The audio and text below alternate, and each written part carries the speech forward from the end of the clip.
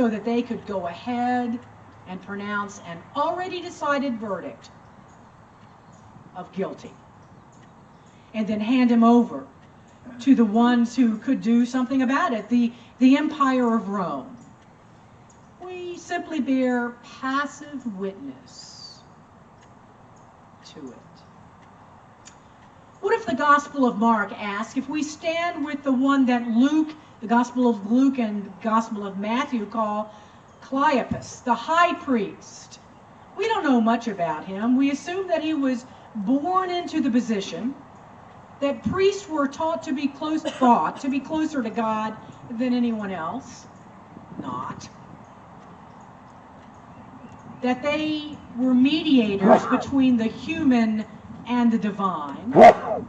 They alone were the ones with the authority to perform ritual sacrifices and interpret signs and dispense wisdom on legal matters. They were the ones charged with serving God's interest on earth.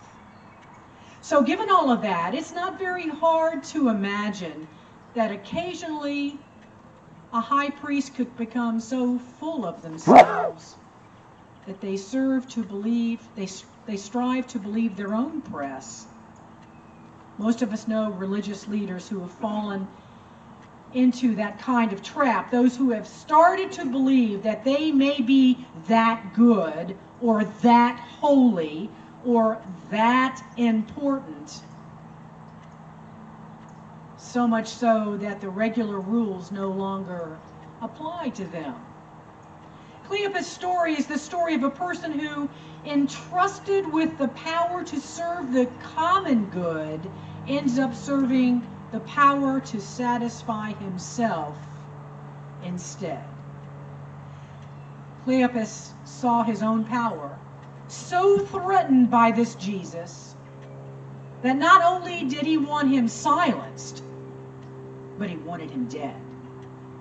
Dead because if Jesus was indeed the one who was to come, then Cleopas and all the other good religious folks would be forced to take a hard look, an honest look at who they were being as opposed to who they were supposed to be. They would have to ask themselves if they, as religious people with power and voice, were using the power on behalf of the widow or on behalf of the orphan. Were they, as religious people, seeking justice for all people? Not those that could just afford it? Were they, as religious people with power and voice, doing everything they knew to do to stand with those who had no power or voice? Or had they gotten so comfortable that they had forgotten the kind of social justice work that their job, their call, was all about? Cleopas had gotten so comfortable he had forgotten the cries of the prophets. He had forgotten the needs of the poor. He had forgotten why he was a priest, to serve rather than to be served. There was a point in my life where I kind of lost my call and had forgotten. I was a part of a denomination that, it was like more church, bigger, more people. How many came to worship? How many? Write it down, send the report in. Big. Get a raise, big church, go, big. I dressed like the men. I had suits, pantsuits. And then I went on the weekend that many of you know about, the Emmaus weekend. And I got my call back. I realized that big isn't so important. I got my call back from when I was 16 years old to love everybody no matter what.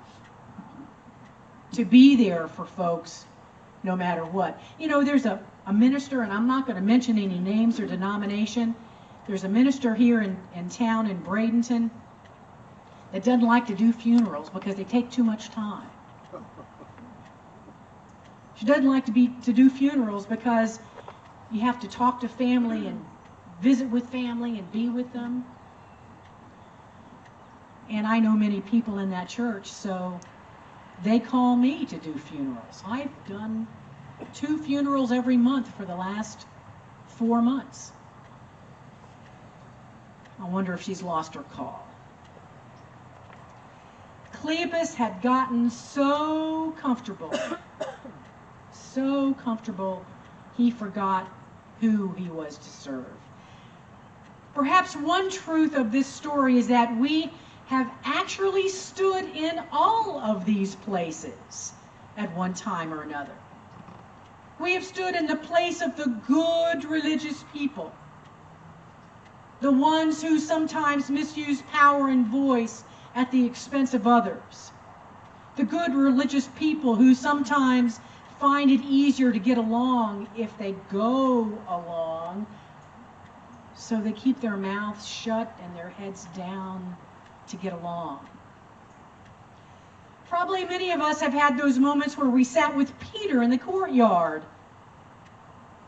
just watching the activity over yonder. Those moments when we are quick to pretend we didn't know Jesus or his claim upon our lives. Those courtyard moments when we let self-preservation get the best of us rather than our faith get the best of us. Times when we let fear win rather than love. Most of us have probably sat for a while with Peter out there in the courtyard as we pretended we didn't know whose we were and how that transformed us. And I imagine all of us have had balcony moments. Those times when we just sat there as observers, watching injustice play out in front of our eyes. Balcony times when we would just change the channel or turn our heads in order to avoid seeing what was really going on in another state or in another city or maybe down the street. By averting our eyes, we had a better chance of convincing ourselves that we had no influence to affect change. No influence to affect racism and hunger and homelessness and opportunity gap. It's too much. What can we do about those big things? We can observe hopefully from a distance. No. I can't wait when Molly and I bring the food over to the Manatee County Food Bank and see their faces when I tell them, oh, this is from about 50 people. And they ask me, where? Who? I love it. So yes, during this Lenten season, we're probably stood in all 3 of those places from time to time. We've been the threatened religious leaders. We've been the feared, Peter-focused people holding on to self-preservation. We've been the overwhelmed, passive observers of a broken world. We've been them all. And that is good to see in ourselves. If we refuse to admit that anything is wrong, we will never be healed. If we pretend to have it all figured out, we will be unable to be much good for anyone. When people tell me that Christianity is a crutch for needy people, I say, you're right. Who makes you think you don't limp? Who makes you think you don't limp? We need help to know where we are limping so we are more able to do something about it or let God do something about it. Maybe what matters the most is where Jesus, God's love made flesh, stands in this story. maybe the most important thing for us is to see in this story of the trial is how God's love made flesh, how Jesus stands and holds his ground in the midst of injustice, in the midst of unfair condemnation, in the midst of violence, in the midst of anger, in the midst of hate, refusing to give in to it or be corrupted by it. Perhaps in the end, it doesn't matter as much where we stand in this story of the trial. What matters the most is where Jesus stands in this drama of God's love unfolding. It matters the most where God chose to stand, where God still chooses to stand. And that is as one with us. That is as one with us. No matter where we find ourselves along the way, God's decision